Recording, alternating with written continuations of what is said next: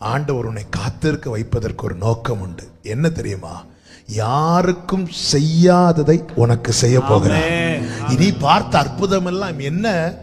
குளம் கலங்கும், அதுல இறங்கி சுகம் கிடைக்கும். ஆமென். நான் உன்னை காத்திருக்க வைக்கிறது ஆமென் மற்றவர்களுக்கு செய்ததை செய்வதற்கல்ல, இதுவரை நீ பார்க்காததை செய்வதற்கு, நீ அறியாததை செய்வதற்கு, ஆமென், நீ கேட்டிராததை செய்வதற்கு. 38 வருஷம் நீ கேட்டது ஒரே செய்தி. நான் உனக்கு சொல்லுகிறேன், நான் உன்னை காத்திருக்க வைப்பதற்கு ஒரு நோக்கம் உண்டு. நீ பார்த்த அற்புதத்தை எல்லாம் அவர் உனக்கு செய்ய போகிறது.